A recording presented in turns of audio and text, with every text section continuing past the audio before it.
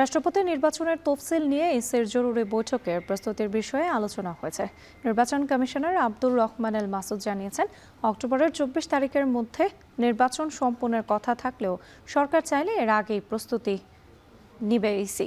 রাজনৈতিক বিশ্লেষকরা মনে করেন, রাষ্ট্রপতি নির্বাচনের ক্ষেত্রে তড়িঘড়ি নয়, বরং ভালো ইমেজের সঠিক ব্যক্তিকে বাছাই করা জরুরি। মিয়া আমিরুলের প্রতিবেদন। দেশের সদ্যবিদায়ী 22তম রাষ্ট্রপতি মোহাম্মদ শাহাবুদ্দিনের পদত্যাগের পর ভারপ্রাপ্ত হিসাবে দায়িত্বভার মেজর হাফিজউদ্দিনের উপর। একই সাথে নতুনভাবে আলোচনায় পরবর্তী রাষ্ট্রপতি নির্বাচন নিয়ে সরকারের ভাবনায় সেপ্টেম্বরের নিয়মিত সংসদ অধিবেশনের মধ্য দিয়ে এটি চূড়ান্ত হবে। সংবিধান অনুযায়ী রাষ্ট্রপতি পদ শূন্য হওয়ার পরবর্তী 90 দিনের মধ্যে নির্বাচন আয়োজনের দায়িত্ব নির্বাচন কমিশনের। তফসিল চূড়ান্তের আগে স্পিকারের সাথে বৈঠক করবে ইসি। বৈঠকের আগে কমিশনের প্রস্তুতি ভালোভাবে গোছাতে রবিবার জরুরি বৈঠক ডাকেন প্রধান নির্বাচন কমিশনার। নির্বাচন কমিশনার আব্দুর রহমান এল মাসুদ জানান, 24 অক্টোবরের মধ্যে নির্বাচন সম্পন্নের কথা থাকলেও সরকার চাইলে এর আগেই প্রস্তুত থাকবে কমিশন।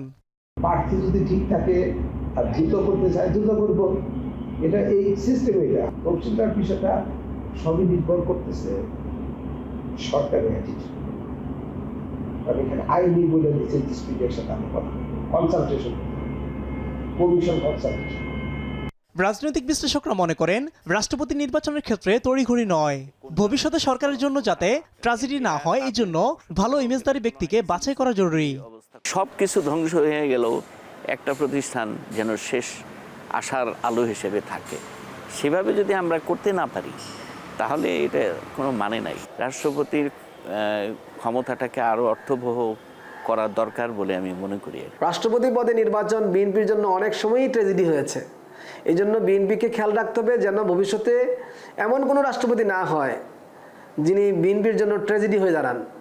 রাষ্ট্রপতি নিয়োগের ক্ষেত্রে বহির্বিশ্বের চাপের শঙ্কা রয়েছে, তবে এ বিষয়ে সরকারকে হতে হবে কৌশলী। বয়স এবং অভিজ্ঞতা বিবেচনায় সঠিক সিদ্ধান্ত নেওয়ার তাগিদ দেন তারা। যে লোকটার দেশে গ্রহণযোগ্যতা আছে, আন্তর্জাতিকভাবেও তিনি সম্মানিত হবেন, পাশাপাশি বিএনপির যে 31 দফা, বিএনপির যে জাতীয়তাবাদী রাজনীতি, তার প্রতি তার আস্থা থাকতে হবে। না হলে প্রধানমন্ত্রী এবং রাষ্ট্রপতির কাজের মধ্যে সমন্বয় থাকবে না। সেই চাপটা তো ছিল বিগত মন্ত্রিসভার সময়, কারণ রাষ্ট্রপতির ক্ষেত্রেও এটা থাকতে পারে। একেবারে গুঞ্জনকে গুঞ্জন বলে উড়াইও দেওয়াও যাচ্ছে না আর কি। হ্যাঁ, আরেকটা হলো যে রাজনৈতিকভাবে জনাব তারেক জিয়া একটা চাপের মধ্যে পড়তে পারেন। মিয়া আমিরুল, এখন, ঢাকা। শাপলা চত্বর হত্যা মামলায় আন্তর্জাতিক অপরাধ ট্রাইব্যুনালে আনুষ্ঠানিক অভিযোগ দাখিল আজ। দীর্ঘ তদন্ত ও তথ্য প্রমাণ বিশ্লেষণের পর আনুষ্ঠানিক অভিযোগপত্র জমা দেবে তদন্ত সংস্থা। পরে তা ট্রাইব্যুনালে দাখিল করবে প্রসিকিউশন টিম। মামলায় মূল অভিযুক্তদের নির্দিষ্ট অপরাধের বিষয়গুলো এতে বিস্তারিতভাবে তুলে ধরা হবে, যাতে দ্রুত বিচারিক প্রক্রিয়া শুরু করা যায়। এর আগে প্রসিকিউশন জানায়, 2013 সালের 5 মে শাপলা চত্বর কেন্দ্রিক ঘটনায় ঢাকা সহ 4টি স্থানে মোট 58 জন নিহত হন। এর মধ্যে ঢাকায় 32 জন, নারায়ণগঞ্জে 20, চট্টগ্রামে 5 এবং কুমিল্লায় 1 জন নিহতের পরিচয় শনাক্ত করা হয়েছে বলে দাবি তদন্ত সংস্থার। এই মামলায় প্রধান আসামি হচ্ছেন ক্ষমতাচ্যুত সাবেক প্রধানমন্ত্রী শেখ হাসিনা। এখন পর্যন্ত গ্রেপ্তার দেখানো হয়েছে সাবেক স্বরাষ্ট্র প্রতিমন্ত্রী শামসুল হক টুকু, অবসরপ্রাপ্ত মেজর জেনারেল জিয়াউল আহসান, সাবেক মন্ত্রী ডাক্তার দীপু মনি, পুলিশের সাবেক মহাপরিদর্শক AKM শহীদুল হক, পুলিশের সাবেক ডিআইজি মোল্লা নজরুল ইসলাম, 71-এর ঘাতক দালাল নির্মূল কমিটির উপদেষ্টা মণ্ডলীর সভাপতি শাহরিয়ার কবির, সাবেক ডিআইজি আব্দুল জলিল মণ্ডল, সাংবাদিক ফারজানা রূপা ও মোজাম্মেল বাবুকে। অভিযোগপত্রেও আসতে পারে এদের নাম।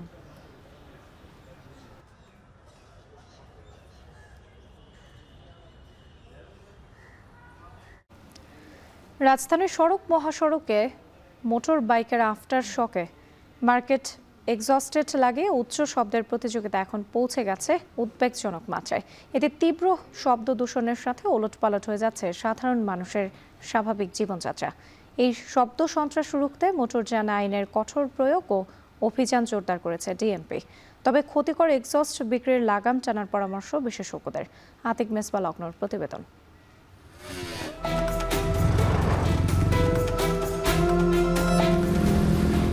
বিকট শব্দ সাথে বেপরোয়া গতির উন্মাদনা, দিন কিংবা রাত রাজধানীর সড়ক যেন এক একটা মরণফাঁদ। বাড়তি শব্দ, তথাকথিত স্টাইল আর সস্তা আনন্দের এই সংস্কৃতি দিনরাত কেড়ে নিচ্ছে মানুষের নাগরিক স্বস্তি। সাধারণ একটা মোটরবাইক কিভাবে হয়ে উঠছে এমন শব্দ সন্ত্রাসী? রহস্য লুকিয়ে আছে সাইলেন্সার বদলে ফেলা এই নিষিদ্ধ আফটার মার্কেট এক্সজস্টে। শখের নামে এই যন্ত্রাংশটি আসলেই ডেকে আনছে মৃত্যু ঝুঁকি, যার প্রভাবে সবচেয়ে বেশি ভোগান্তিতে পড়ছেন শিশু, বয়স্ক, হৃদরোগী ও হাসপাতালে চিকিৎসাধীন রোগীরা। সড়ক ও জনপথে বিকট শব্দ তুলে দাপিয়ে বেড়ানো এই বাইকারদের রুখতে কঠোর অবস্থানের কথা জানালো পুলিশ। প্রায় 13,000-এর মতো মামলা হয়েছে, 13,500, এবং প্রায় 2 কোটি টাকা জরিমানা কিন্তু আদায় করা সম্ভব হয়েছে। এবং যারা রিপিটেড অফেন্ডার তাদের সেই যানবাহনটি জব্দ করা হয়। পরিবার, সমাজ, শিক্ষা প্রতিষ্ঠান থেকে এই জিনিসগুলো যদি সঠিকভাবে শিক্ষা দেওয়া হয় যে নিজের চলাচলটা শুধু নয় অন্যের কথাও ভাবতে হবে, তাহলে জিনিসটা বোধহয় অঙ্কুরে বিনষ্ট হবে এবং আইনের প্রয়োগ তারপরেও যেটা পুলিশের দিক থেকে করা সেটা আমরা করব। তথ্য বলছে গেল এপ্রিলে শব্দ দূষণের দায়ে মামলা হয়েছিল 3,335টি। মে মাসে তা বেড়ে দাঁড়ায় 3,881-তে, আর জুন মাসে মামলার সংখ্যা 1 লাফে পৌঁছায় 6,200-তে। সব মিলিয়ে জরিমানার অঙ্ক ধরা হয়েছে 1,87,00,000 টাকারও বেশি। প্রশ্ন হলো, যে এক্সজস্ট লাগিয়ে এই শব্দ দূষণ, সেগুলো কোথায়, কিভাবে লাগাচ্ছে? রাজধানীর মিরপুর, বংশাল কিংবা পল্লবীর বেশ কিছু দোকানেই চলে এই কার্যক্রম। মিরপুর বাইকপট্টিতে ঢুকতেই ক্যামেরা দেখে অস্বস্তি বিক্রেতাদের। এই যে আফটার মার্কেট যে এক্সজস্টগুলো এখানে আপনার আছে, এটা কি বৈধতা আছে?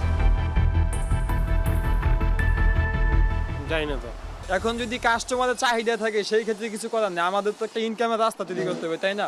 যারা ইনপুট করে আমরা তাদের সাথে যোগাযোগ করেন, তারা যদি ইনপুট না করেন আমরা কি বুঝতে পারি? বিক্রেতারা না জানলেও 2025 সালে সংশোধিত সড়ক পরিবহন আইনের 6 নম্বর ধারাতে আছে বিপণন ও বিক্রির নিষেধাজ্ঞা। আফটার মার্কেট এক্সজস্টের অবাধ বিক্রি আর ব্যবহার বন্ধ না হলে শব্দ দূষণ কমানো কঠিন বলছেন সংশ্লিষ্টরা। শব্দ দূষণ নিয়ন্ত্রণ বিধিমালা 2025-এ এখানে আমদানিকারক, উৎপাদক, বিক্রেতা সহ ব্যবহারকারী সবাইকে আইনের আওতায় আনার বিধি যুক্ত করা হয়েছে।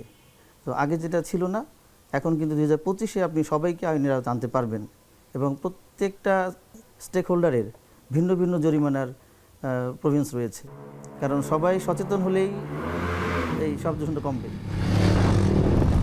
ক্ষণিকের আনন্দ আর তথাকথিত স্টাইলের শখ যেন অন্যের ভোগান্তির কারণ না হয়, তাই শব্দ নয়, দায়িত্বশীলতাই হোক তরুণ প্রজন্মের পরিচয়। আতিক মেজবালগ্ন, এখন, ঢাকা। বাসাবাড়ি সহ রাজধানীর গ্যাস পাম্পেও তীব্র সংকট, ব্যাপক ভোগান্তিতে নাগরিকরা। বিপর্যস্ত হয়ে পড়েছে সিএনজি চালিত পরিবহন খাত। গ্যাসের চাপ না থাকায় বেশিরভাগ ফিলিং স্টেশনে সরবরাহ অনেকটা কমেছে। এ নিয়ে আরও জানাতে যুক্ত হচ্ছেন কামরুল হাসান জনি। জনি, গ্যাসের সরবরাহ নিয়ে কি বলছেন পাম্প কর্মীরা? ভোগান্তি কতটা দেখছেন?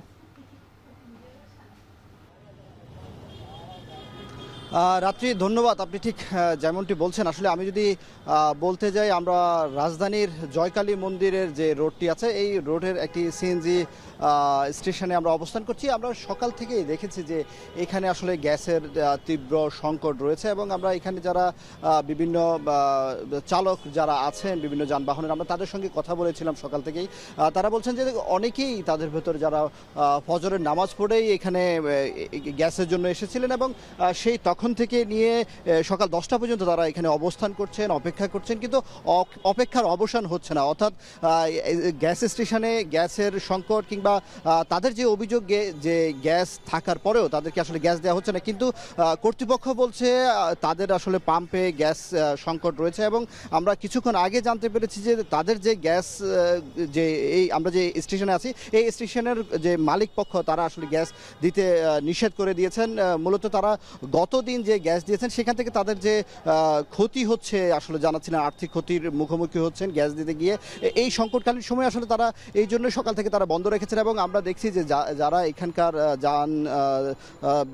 যেই যানবাহনগুলো আপনারা দেখছেন যে এখানে সিএনজি থেকে শুরু করে যে 4 হুইলার আছে বা অন্যান্য যে গাড়িগুলো আছে, তারা আসলে সকাল থেকে অপেক্ষা করছেন এবং আমরা দীর্ঘ লাইন বাইরে আমরা দেখেছি যে যারা বাইরে অপেক্ষা করছেন তারাও কিন্তু সেই 2 থেকে 2.5 ঘন্টা কিংবা এরও বেশি সময় ধরে তারা অপেক্ষা করছেন পাচ্ছেন। সবকিছু মিলিয়ে যে সংকটের যে চিত্র, এটি কিন্তু গত কয়েকদিন ধরেই আমরা দেখছি যে বিভিন্ন বাসা বাড়িতে গ্যাসের সংকট চলছে এবং গ্যাস যে স্টেশনগুলো আছে এখানে আসলে সংকট চলছে। সব কিছু মিলিয়ে যে গ্যাসের সংকট, এটি আসলে কয়েকদিন ধরে চলমান। এই সংকট আজকে এসে দেখা যাচ্ছে যে আসলে গ্যাস পাম্পগুলোতে একেবারেই বন্ধ রাখা হয়েছে স্টেশনগুলো এবং আমরা কথা বলে যতটুকু জানতে পেরেছি যে যদি গ্যাস আসলে যেই মূল যেই সংযোগ, সেই সংযোগ থেকে যদি আসলে গ্যাস না আসে তাহলে কিন্তু গ্যাস যে সরবরাহ এটি আসলে একেবারেই কমতে কমতে একেবারে বন্ধ হওয়ার উপক্রম বলছেন আসলে যারা মালিক পক্ষ আছেন তারা। এবং রাত্রি আমরা এখানে আপনি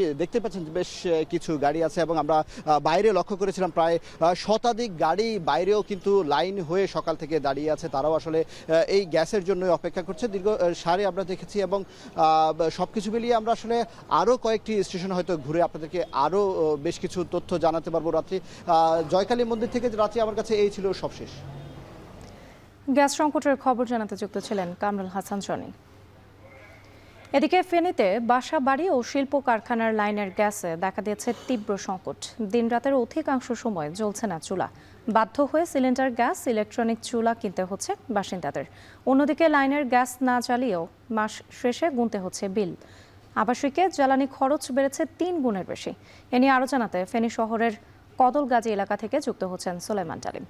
ডালিম, গ্যাসের এই সংকট মোকাবেলায় সিলিন্ডার গ্যাস, ইলেকট্রনিক চুলার উপর নির্ভরতা কতটা বেড়েছে?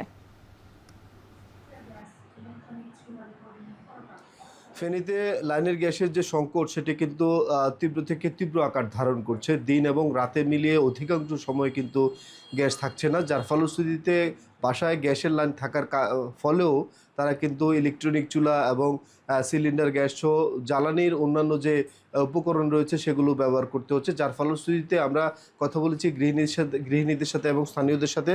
তারা বলছেন যে খরচ, গৃহস্থালির যে জ্বালানির খরচ সেটি 2 গুণ এবং 3 গুণের বেশি বেড়েছে। অর্থাৎ গ্যাসের চুলা থাকার পরেও তারা কিন্তু সিলিন্ডার গ্যাস এবং ইলেকট্রনিক যে চুলাগুলো রয়েছে সেই সব চুলা ব্যবহার করছে। আমরা এখন কদলগাজী সড়কের যে বাসাটিতে আছি, এখানে আমরা দেখতে পাচ্ছি যে এই যে চুলা, এই চুলাটি কিন্তু গ্যাস সঞ্চালন লাইনের চুলা এবং পাশে কিন্তু আরেকটি চুলা রয়েছে সিলিন্ডার চুলা, সেটি তারা ব্যবহার করছে এবং ইলেকট্রনিক যে চুলা সেটিও কিন্তু তারা ব্যবহার করছে এবং কোনো সময় রাইস কুকারও তারা কিন্তু ব্যবহার করছে। আমরা কথা বলেছি ফেনী শহরের পূর্ব উকিলপাড়া, পশ্চিম উকিলপাড়া, সহদেবপুর, দক্ষিণ সহদেবপুর, শহরের পেট্রোবাংলো, মাস্টারপাড়া, নাজির রোড, একাডেমি রোড এবং শহরের চাঁদিপুর সহ পুরো শহর এলাকায়, সব এলাকায় আমরা যেটি জানতে পারছি যে একদম সকাল 7টা থেকে দুপুর 2টা পর্যন্ত কোনো ধরনের গ্যাস থাকে না।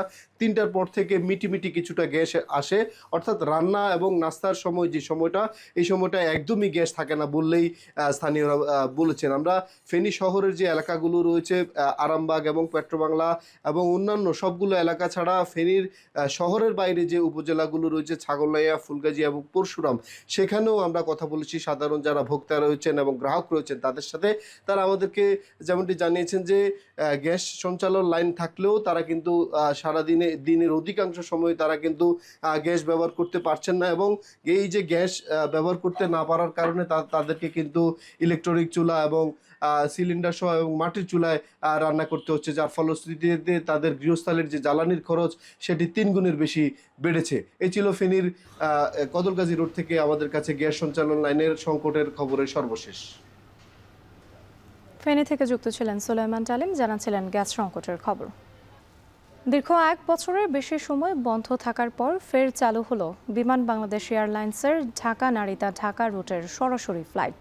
এর উদ্বোধন করে বেসামরিক বিমান পরিবহন ও পর্যটন মন্ত্রী আশা করেন সরাসরি ফ্লাইট সুবিধার কারণে বাংলাদেশ জাপান বাণিজ্য, বিনিয়োগ, পর্যটন ও শিক্ষা সম্পর্ক জোরদার হবে। অন্যদিকে বিমান প্রতিমন্ত্রী জানান চাহিদা থাকায় বোয়িংয়ের পাশাপাশি এয়ারবাসও কিনবে সরকার। রাজু আহমেদ জানাচ্ছেন বাকিটা।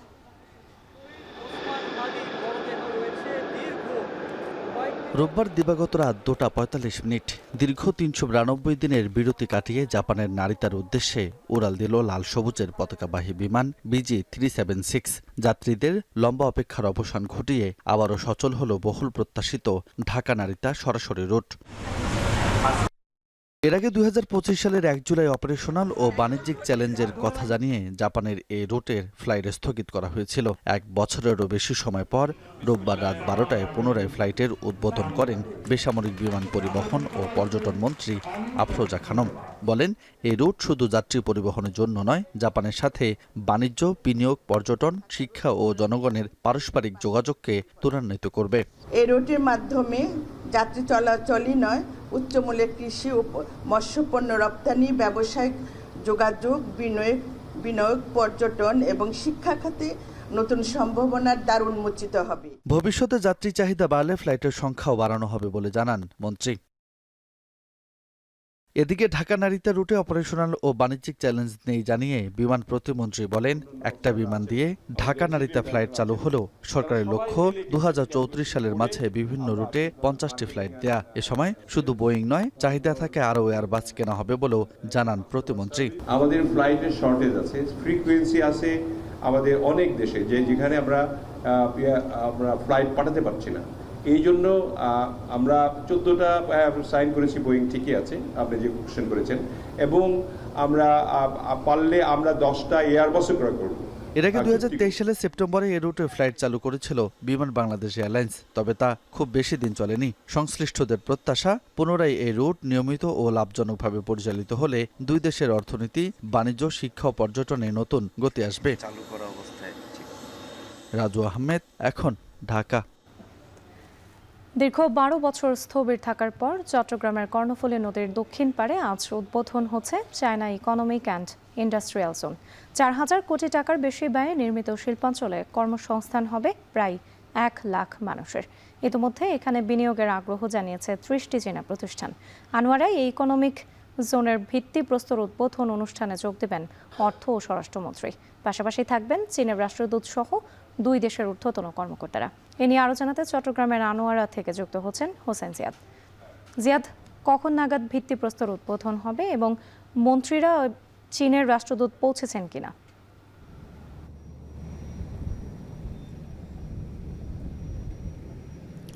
রাত্রি এখনও তারা পৌঁছেননি। আমরা যতটুকু জেনেছি সকাল 11:30 নাগাদ তারা এখানে এসে পৌঁছাবেন এবং দুপুর 12টার পরে ভিত্তিপ্রস্তর স্থাপন হবে বা ভিত্তিপ্রস্তর স্থাপনের উদ্বোধন হবে। এরই মধ্যে যারা চীনা বিভিন্ন কর্মকর্তারা রয়েছেন, চীনের বিভিন্ন ঊর্ধ্বতন কর্মকর্তারা হাই কমিশনে তারা এসে পৌঁছেছেন এবং এখানকার যারা জনপ্রতিনিধি আছেন তারাও কিন্তু এসে পৌঁছেছেন। একেবারে কর্ণফুলী নদীর পাড় ঘেঁষে এই ইকোনমিক জোনটি হচ্ছে, যেটি কর্ণফুলী টানেল, চট্টগ্রাম বন্দর, চট্টগ্রাম বিমানবন্দর থেকে 10 থেকে মাত্র 20 মিনিটের দূরত্ব এবং কর্ণফুলী নদী থেকেও 10 থেকে 15 মিনিটের দূরত্বে এবং খুব চমৎকার একটি লোকেশন বা চমৎকার একটি স্থানে আসলে এই ইকোনমিক জোনটি হচ্ছে, যেখানে প্রায় 4100 কোটি টাকা বিনিয়োগ হবে, যার মধ্যে 2000 কোটি টাকা দিবে চীন এবং বাকি টাকা বাংলাদেশ সরকার দিবে।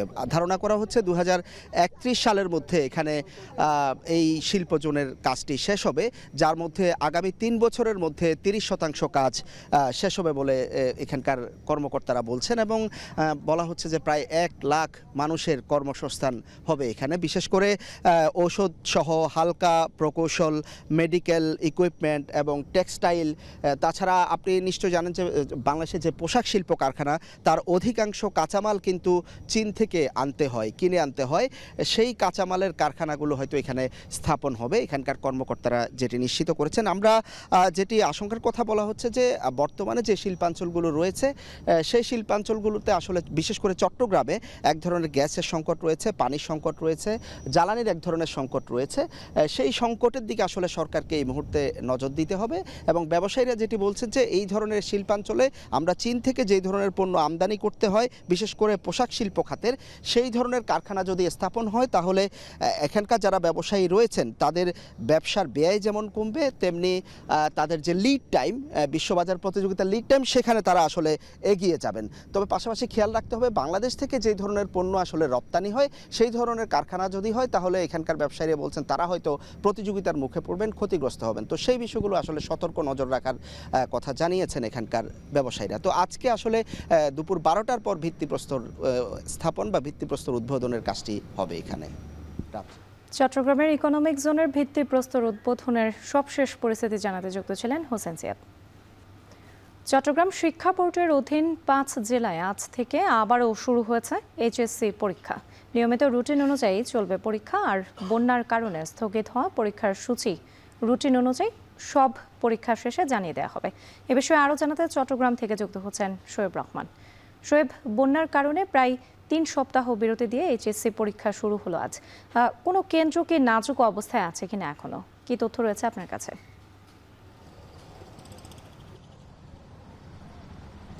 রাত্রি বন্যা পরবর্তীতে আজ থেকে পরীক্ষা শুরু হচ্ছে এবং গেল 16 জুলাই চট্টগ্রাম শিক্ষা বোর্ডের অধীনে 5 জেলার যে পরীক্ষা সেটি স্থগিত ঘোষণা করা হয় এবং বর্তমানে পরিস্থিতির উন্নতি হওয়ার কারণেই এই পরীক্ষা কার্যক্রম আবারও শুরু করা হয়েছে।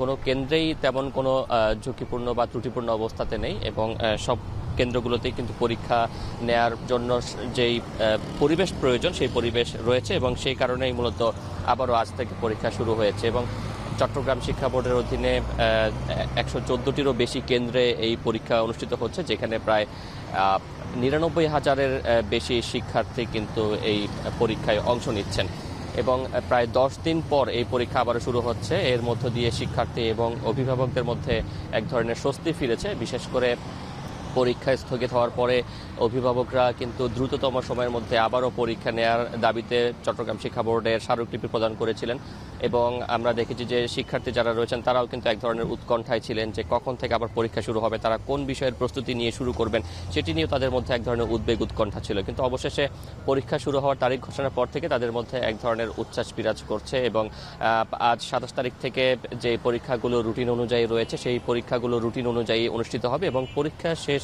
হওয়ার পরে 16 থেকে 26 জুলাই পর্যন্ত যেই পরীক্ষাগুলো স্থগিত ছিল, অর্থাৎ যে পরীক্ষাগুলো অনুষ্ঠিত হয়নি সেই পরীক্ষাগুলোর তারিখ পরবর্তীতে জানিয়ে দেওয়া হবে। এবং একই সাথে 16 জুলাইয়ের আগে যেহেতু বৃষ্টিপাত শুরু হয়েছে এবং 13 তারিখের পর থেকেই মূলত চট্টগ্রামে ভারী বর্ষণের কারণে এক ধরনের বিপর্যয়কর পরিস্থিতি তৈরি হয়েছিল, সেই সময়টাতে অনেকে পানি ডিঙিয়ে জল মারিয়ে পরীক্ষা কেন্দ্রে পৌঁছেছেন, বাট অনেকেই আবার পরীক্ষা কেন্দ্রে যেতে বিলম্ব হয়েছে কিংবা অনেকেই কিন্তু পরীক্ষা দিতে পারেননি।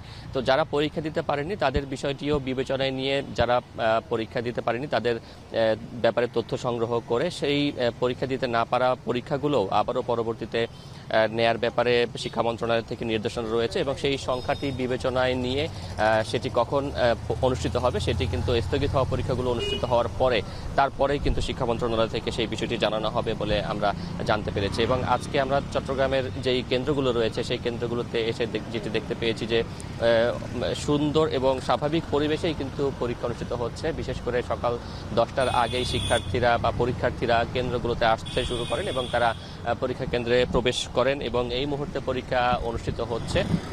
এখন পর্যন্ত কোথাও কোনো ত্রুটি কিংবা কোনো ধরনের অভিযোগ কিন্তু আমাদের কাছে এখন পর্যন্ত আমরা জানতে পারিনি। তো চট্টগ্রাম থেকে আজ যে পুনরায় আবারও এইচএসসি পরীক্ষা শুরু হলো তার এই ছিল আমার কাছে সবশেষ। রাত্রি আবারও শুরু হচ্ছে এইচএসসি পরীক্ষা নিয়ে বিস্তারিত জানাতে যুক্ত ছিলেন শোয়েব রহমান। এদিকে উত্তর পশ্চিম বঙ্গোপসাগরে অবস্থানরত সুস্পষ্ট লঘুচাপটি আরও ঘনীভূত হয়ে নিম্নচাপে পরিণত হয়েছে। এর প্রভাবে কক্সবাজার সমুদ্র বন্দরের 3 নম্বর স্থানীয় সতর্ক সংকেত বহাল রয়েছে। একই সঙ্গে সাগরে অবস্থানরত সব ধরনের মাছ ধরার নৌকা ও ট্রলারকে পরবর্তী নির্দেশনা না দেওয়া পর্যন্ত উপকূলের কাছাকাছি থেকে অত্যন্ত সতর্কতার সঙ্গে চলাচলের নির্দেশ দেওয়া হয়েছে। এদিকে পটুয়াখালীতে সাগর ও নদ নদীতে অস্বাভাবিক জোয়ারের চেয়ে 2 থেকে 3 ফুট পানি বৃদ্ধি পেয়েছে। সবশেষ পরিস্থিতি জানাতে কক্সবাজার সমুদ্র সৈকত থেকে যুক্ত হচ্ছেন মোহাম্মদ মোর্শেদ, আর কলাপাড়া আন্ধার মানিক নদের তীর থেকে যুক্ত হচ্ছেন জসিম পারভেজ। প্রথমেই যাচ্ছি কক্সবাজারে মোর্শেদের কাছে। মোর্শেদ, আবহাওয়ার পরিস্থিতি কি দেখছেন এই মুহূর্তে? আর আজ যেহেতু একটা সতর্কতা দেয়া হয়েছে, খুব কাছাকাছি জেলেদের যেতে না নিষেধ করা হয়েছে, সেক্ষেত্রে আজ কি জেলেরা মাছ ধরতে গিয়েছেন সমুদ্রে? কি তথ্য রয়েছে আপনার কাছে? রাত্রি বঙ্গোপসাগরে সৃষ্ট লঘুচাপটি নিম্নচাপে রূপ নিয়েছে। এর ফলে দেশের 4 সমুদ্র বন্দরে 3 নম্বর সতর্কতা সংকেত বহাল রয়েছে। যেহেতু কক্সবাজারে 3 নম্বর সতর্কতা সংকেত বহাল রয়েছে সেহেতু কক্সবাজার সমুদ্র উপকূলে যে ট্রলারগুলো রয়েছে সেগুলোকে উপকূলের কাছাকাছি থেকে সাবধানে চলাচল করতে হয়েছে। এর ফলে আমরা সকাল থেকে দেখতে পাচ্ছি কক্সবাজার ফিশারি ঘাটে অসংখ্য ট্রলার কিন্তু ফিরে এসেছে এবং আমরা আজ সকাল থেকে দেখতে পাচ্ছি কক্সবাজার ফিশারি ঘাটে অসংখ্য ট্রলার মাছ নিয়ে ফিরে এসেছে, ফলে ফিশারি ঘাটে একেবারে জমজমাট একটি পরিস্থিতি আমরা দেখতে পাচ্ছি। মাছ কেনা বেচাই পাইকারিতে যেহেতু এখানে মাছ বিক্রি হয়, সেহেতু কক্সবাজারের বিভিন্ন প্রান্ত থেকে মানুষ এসে এখানে মাছ কিনতে এসেছে, সেটি কিন্তু দেখতে পাচ্ছি। যদিও বা বৈরী আবহাওয়া রয়েছে, বৈরী আবহাওয়ার মধ্যে জেলেরা কিছুটা শঙ্কার মধ্যে রয়েছে, যেহেতু আবহাওয়া অধিদপ্তর থেকে একটা নির্দেশনা এসেছে কক্সবাজারে 3 নম্বর সতর্কতা সংকেত, সেহেতু কক্সবাজার সমুদ্র উপকূলের যে জেলেগুলো রয়েছে তাদেরকে নিরাপদ আশ্রয়ে চলে আসার জন্য নির্দেশনা দেওয়া হয়েছে। সেহেতু আমরা দেখতে পাচ্ছি আজকে শত শত ট্রলার এখানে মাছ নিয়ে ফিরে আসছে এবং তারা সমুদ্র থেকে মাছ নিয়ে ফিরে আসছে। যদিও বা ইলিশ একেবারে কম ধরা পড়ছে সেটি কিন্তু আমরা দেখতে পাচ্ছি। অন্যদিকে সমুদ্র উত্তাল রয়েছে। আমরা কিছুক্ষণ আগে কক্সবাজার সমুদ্র সৈকতে দেখেছি আর সমুদ্রের যে পানি রয়েছে সেগুলো স্বাভাবিক চেয়ে কিছুটা বৃদ্ধি পাচ্ছে, এমনটি আমরা দেখতে পাচ্ছি। এবং আপনাদেরকে জানানোর চেষ্টা করছি, যেহেতু বঙ্গোপসাগরে সৃষ্ট লঘুচাপটি নিম্নচাপের উপরে রয়েছে, যার ফলে ঝোড়ো হাওয়া বয়ে যেতে পারে, এমনটিও বলছেন আবহাওয়া অধিদপ্তর থেকে। এবং কক্সবাজারে আরও কয়েকদিন পর্যন্ত বৃষ্টিপাত অব্যাহত থাকতে পারে। যদিও বা কক্সবাজারে আজ সকাল থেকে বৃষ্টির পরিমাণ অনেকটা কমেছে এবং সকাল থেকে আমরা রোদের দেখা মিলেছে। সেক্ষেত্রে দেখতে পাচ্ছি কক্সবাজার ফিশারি ঘাটে অসংখ্য ট্রলার ভিড়ছে এবং তারা সমুদ্র থেকে মাছ নিয়ে ফিরছে। তবে যে কাঙ্ক্ষিত মাছ পাওয়ার কথা সেগুলো কিন্তু মিলছে না। আমরা জেলেদের সাথে কথা বলেছি, তারা বলছেন টানা 1 মাস যেহেতু টানা 1 মাস বৈরী আবহাওয়ার কারণে জেলেদের নানা লোকসান থেকে ক্ষতির সম্মুখীন হতে হচ্ছে। সেক্ষেত্রে জেলেরা বলছে যখন বৈরী আবহাওয়া ঠিক হবে তারা আবারও গভীর সমুদ্রে যেতে পারবে, তা না হলে তারা উপকূলের কাছাকাছি থাকলে তারা তেমন মাছ পাচ্ছে না, এমনটিও আমাদের নানাভাবে বলছেন। বিশেষ করে সামুদ্রিক যে ছোট প্রজাতির যে মাছগুলো রয়েছে সেগুলো নিয়ে কিন্তু তাদেরকে ফিরতে হচ্ছে। সেক্ষেত্রে গভীর সমুদ্রে যেতে না পারায় তারা ইলিশ ধরতে পারছে না, এমনটি বলছেন। এবং আমরা ফিশারি ঘাট থেকে আপনাদেরকে দেখানোর চেষ্টা করছি একেবারে আজকে অসংখ্য ট্রলার এখানে ফিরেছেন, সেহেতু এখানকার মানুষের যে একেবারে হই হুল্লোড় একটি অবস্থা এখানে সৃষ্টি হয়েছে। মাছ কেনা বেচা থেকে শুরু করে ফিশারি ঘাট একেবারে সকাল থেকে নানা কর্মযজ্ঞের কর্মচাঞ্চল্য আমরা দেখতে পাচ্ছি। অন্যদিকে যে বিষয়টি বলা হচ্ছে, বঙ্গোপসাগরে 3 নম্বর সতর্কতা সংকেত, কক্সবাজার উপকূলে 3 নম্বর সতর্কতা সংকেত বহাল রয়েছে এবং বঙ্গোপসাগরে উত্তর পশ্চিম বঙ্গোপসাগরে যে সৃষ্ট লঘুচাপটি সৃষ্টি হয়েছে সেটি নিম্নচাপের উপরে রয়েছে, যার কারণে সমুদ্র উত্তাল থাকায় কক্সবাজার উপকূলে যে ট্রলারগুলো রয়েছে সেগুলোকে সাবধানে থেকে নিরাপদ আশ্রয়ে চলে আসতে বলা হয়েছে। এবং সমুদ্র খুবই উত্তাল রয়েছে, উত্তাল থাকার কারণে জেলেদের সমুদ্রে মাছ ধরতে নানাভাবে সমস্যা হচ্ছে, এমনটি আমাদেরকে জানাচ্ছিলেন। এদিকে কক্সবাজারে 3 নম্বর সতর্কতা সংকেত বহাল রাখতে বলা হয়েছে। রাত্রি এই ছিল কক্সবাজার ফিশারি ঘাট থেকে সর্বশেষ। কক্সবাজারের খবর শুনছিলাম, এবার একটু কলাপাড়ায় যেতে চাই, সেখানে রয়েছেন জসিম পারভেজ। জসিম, আপনার কাছ থেকে জানতে চাই আজ আবহাওয়ার পরিস্থিতি আপনি কেমন দেখতে পাচ্ছেন? আমরা কক্সবাজারের খবর শুনছিলাম, সেখানে সমুদ্র উত্তাল রয়েছে, আপনার এখানকার কি পরিস্থিতি? নিম্নচাপের প্রভাব আর কতদিন থাকতে পারে, কোনো তথ্য রয়েছে কিনা আপনার কাছে?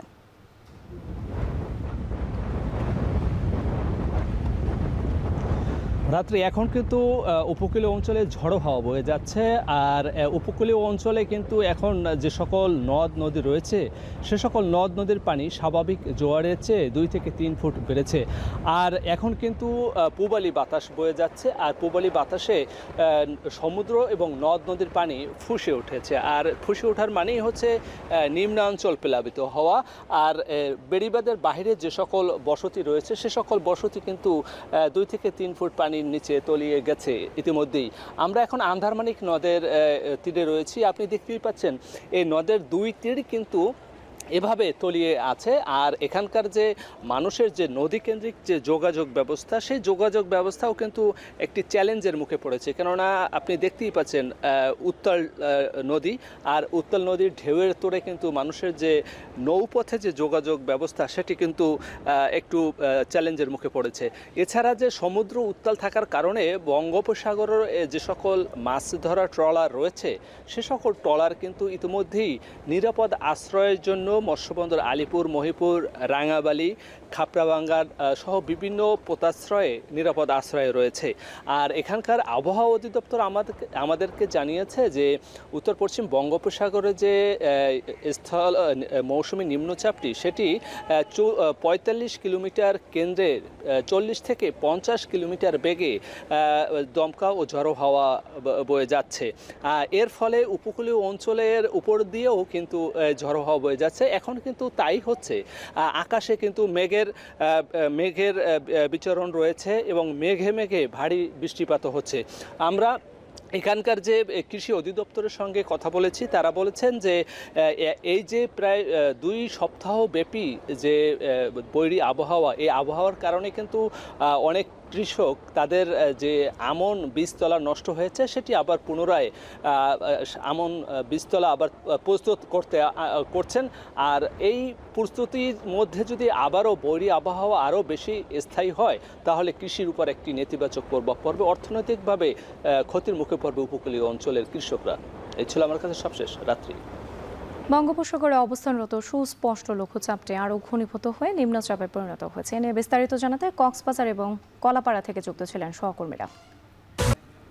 নোয়াখালীর বিচ্ছিন্ন দ্বীপ উপজেলা হাতিয়ায় অস্বাভাবিক জোয়ারের চাপে প্রায় বেড়িবাঁধ ধসে প্লাবিত হচ্ছে নিম্নাঞ্চল। ভেসে যাচ্ছে ঘরের আসবাবপত্র, পুকুরের মাছ, গবাদি পশু ও জমির ফসল। প্রতিবছর দ্বীপটির চারপাশে বেড়িবাঁধ নির্মাণ করা হলেও স্থায়ীভাবে সমস্যার সমাধান না করায় ক্ষতির মুখে পড়ছেন স্থানীয়রা। নোয়াখালী থেকে নাসিম শুভর তথ্য ছবি নিয়ে দেখুন বিস্তারিত। 3 পাশে মেঘনা নদী আর এক পাশে বঙ্গোপসাগর, মাঝখানে অবস্থিত দেশের সর্বদক্ষিণের বিচ্ছিন্ন দ্বীপ উপজেলা হাতিয়া। প্রায় 2100 বর্গ কিলোমিটার আয়তনের এই দ্বীপে 7.5 লাখ মানুষের বসবাস। দ্বীপটির চারপাশে 109 কিলোমিটার বেড়িবাঁধ রয়েছে। প্রতিবছরই জোয়ারের পানিতে ধসে পড়ছে অধিকাংশ বেড়িবাঁধ। লোকালয়ে পানি প্রবেশ করে ভেসে যাচ্ছে ঘরের আসবাবপত্র, ফসলি জমি, মাছের ঘের। নদী ভাঙনে বিলীন হচ্ছে মাইলের পর মাইল ভূমি। 30-35 বছর আগে এই নদী দেখেছি উত্তর পাশে প্রায় 30-35 বা 40 কিলোমিটার দূরে হবে। সেই নদী ভাঙতে ভাঙতে আজকে আফাজিয়া। এখানে আরো অনেক লোকজন ছিল, অনেক বাড়িঘর ছিল, সবাই ভাঙে চলে গেছে। বাড়তি জোয়ার দিকে 7 দিন পানি বাড়বে এবং ওই টাইমে সিগন্যালও আছে। ওই টাইমে যদি জোয়ার সিগন্যাল যদি একসাথে হয়ে যায় তাহলে এই এলাকাতে ন্যূনতম প্রথম জোয়ারের সাথে 1,500-2,000 লোক পানিতে পাঠিয়ে নিয়ে যাবে। হাতিয়া উপজেলার 11টি ইউনিয়নের প্রায় 20টি পয়েন্টের বেড়িবাঁধ বর্তমানে ঝুঁকিতে রয়েছে। নদীতে অস্বাভাবিক জোয়ার হলেই আতঙ্কে থাকেন এখানকার মানুষ। ঝুঁকিতে রয়েছে অসংখ্য শিক্ষা প্রতিষ্ঠানও। এই ভেড়িটা এখন অনেকটা ছিঁড়ে গিয়েছে, আর একটু যদি হয় আমার স্কুলটাও ছিঁড়ে যাবে। প্রতি বছর বেড়িবাঁধ লাভ কি? ব্লক হচ্ছে না, ব্লক দিলে তখন আমাদের বেড়ি শক্ত হবে, নদীর ভাঙন দূর হবে।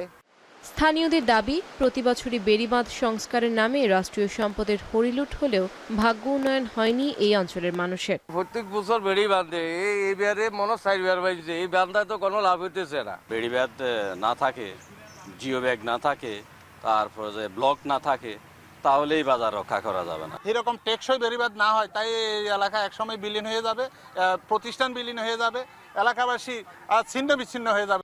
পানি উন্নয়ন বোর্ডের তথ্য বলছে চলতি মাসের শুরুর থেকে নদীর উচ্চ জোয়ারে ধসে গেছে উপজেলার 3টি ইউনিয়নের 4টি গ্রামের প্রায় 1 কিলোমিটার বেড়িবাঁধ। ধসে যাওয়া বেড়িবাঁধগুলো দ্রুত সময়ের মধ্যে সংস্কারের কাজ করার আশ্বাস পানি উন্নয়ন বোর্ডের। 3টা ইউনিয়নে 4টি পয়েন্টে মোট 800 মিটার জায়গা ক্ষতিগ্রস্ত হয়। এই ক্ষতিগ্রস্ত জায়গাগুলো ইতিমধ্যেই আমরা অস্থায়ী প্রতিরক্ষামূলক জিওটিউব দ্বারা অস্থায়ী প্রতিরক্ষামূলক কাজ বাস্তবায়ন শুরু করছি। স্থায়ী ব্লক বাঁধের জন্য ব্লক দিয়ে প্রোটেকশন এবং বাঁধের স্লোপ প্রোটেকশনের জন্য আমরা একটা ডিপিপি প্রস্তুত করেছি।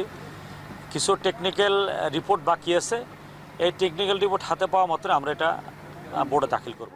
বছরের পর বছর বেড়িবাঁধ নির্মাণ ও সংস্কারের নামে রাষ্ট্রীয় অর্থের অপচয় না করে দ্বীপটির চারপাশে স্থায়ী ব্লক স্থাপনের দাবি উপকূলীয় এই জনপদের বাসিন্দাদের। এখন নোয়াখালী। এবারে দেশের বাইরের প্রসঙ্গ। দ্বিতীয় বিশ্বযুদ্ধের পর অন্যতম বড় দাবানলের কবলে ফ্রান্স। কঠিন সময়ের সামনে সতর্কতা স্প্যানিশ প্রধানমন্ত্রীর। 2 দেশে পুড়ে ছাই 3.5 লাখ একরের বেশি এলাকা, আশ্রয়হীন 3,30,000 মানুষ। ফ্রান্সে 2,500 দমকল কর্মী, 1,500 সেনা ও 1200 পুলিশ সদস্য মিলেও আগুন নিয়ন্ত্রণে আনতে পারছে না। উল্টো তীব্র বাতাস আর গরম নতুন করে উস্কে দিচ্ছে আগুন। বাকিটা জানাচ্ছেন নুছাদ কামাল। পেছনে ফেলে আসা ঘরবাড়ি, এক জীবনের সংসার পুড়ছে আগুনে। অসহায় চোখ জোড়া বলে দেয় দূর থেকে দাঁড়িয়ে দেখা ছাড়া করার নেই কিছুই। Estamos rodeados completamente por todos los fuegos, porque al final el de aquí, el de Almorós y Villa del Prado. দ্বিতীয় বিশ্বযুদ্ধের পর অন্যতম বড় দাবানলের কবলে ফ্রান্স। দক্ষিণ পশ্চিম উপকূল থেকে নজিরবিহীন দাবানল পৌঁছে গেছে ঐতিহাসিক বোর্দো শহরের কাছে। রোববার রাতে জুরান্দ অঞ্চলের দক্ষিণের কয়েকটি গ্রাম থেকে সরিয়ে নেওয়া হয় ৫৫,০০০ মানুষকে। সব মিলিয়ে ফ্রান্সের দক্ষিণ পশ্চিমে সংখ্যাটি ২.৫ লাখ। ৩,৫০০ বাসিন্দার উপকূলীয় লা পোর্জে শহরে পুড়ে ছাই ১৫০'র বেশি ঘরবাড়ি। আগুন নেভানোর চেষ্টায় অক্লান্ত পরিশ্রম করে চলা দমকল কর্মীদের বিশ্রাম, খাওয়া দাওয়ার ব্যবস্থা করতে নিজেরাই স্বেচ্ছাসেবী হয়ে কাজ করছেন আশ্রয় কেন্দ্রে ঠাঁই নেওয়া মানুষেরা। Très heureuse de leur apporter au moins un petit bonheur dans les repas et de faire un maximum pour qu'ils se sentent bien et que, voilà, que ce soit au moins un plaisir, quoi, qu'il y ait au moins ce moment-là. ফ্রান্সে তীব্র গতিতে ছড়িয়ে পড়তে থাকা আগুন নিয়ন্ত্রণ ও উদ্ধার কাজে হিমশিম খাচ্ছে ২৫০০ দমকল কর্মী, ১৫০০ সেনা ও ১২০০ পুলিশ সদস্য। সহযোগিতা করছে সুইজারল্যান্ডের একটি ফায়ার ফাইটার দলও। অন্যদিকে স্পেনে দাবানলে এক নারীর মৃত্যুর পর প্রাণহানি আর না বাড়লেও দাবানল পরিস্থিতির কোনো উন্নতি নেই। মাদ্রিদ ও আভিলা অঞ্চলে সরিয়ে নেওয়া হয়েছে ৯০,০০০ মানুষকে। নতুন করে দাবানল শুরু হয়েছে উপকূলীয় ভ্যালেন্সিয়া শহরে। বাতাস আর গরমে বাড়ছে আগুনের তীব্রতা। সামনে কঠিন সময়, সতর্কতা স্প্যানিশ প্রধানমন্ত্রীর। Quedan horas complejas. Es verdad que lo que se nos ha trasladado aquí en este CECOD ha sido que esta noche ha sido muy positiva en relación. দুই দেশে আগুনে পুড়ে ছাই হয়েছে ৩.৫ লাখ একরের বেশি এলাকা। এর মধ্যেই ইউরোপের আরেক দেশ ইতালিতেও গার্গনো উপকূলে বিশাল রূপ ধারণ করেছে একটি দাবানল। নিরাপদ আশ্রয়ে সরিয়ে নেওয়া হয়েছে ৪০০ পর্যটককে। পর্তুগাল, গ্রিস, ক্রোয়েশিয়া, তুরস্ক, যুক্তরাজ্য, নরওয়ে, জার্মানি সহ চলতি মাসেই দাবানলের ধ্বংসযজ্ঞের সাক্ষী হয় ইউরোপের বেশ কিছু দেশ। নুজহাত কামাল, এখন বিশ্ব। আর এই ছিল এখন বাণিজ্যে। এখন টেলিভিশন ওয়েবসাইটে দেখতে ভিজিট করুন www.ekon.tv। এছাড়া ফেসবুকে দেখতে ভিজিট করুন facebook.com/tv.ekon এবং ইউটিউবে সরাসরি দেখতে ভিজিট করুন youtube.com/c/ekontv।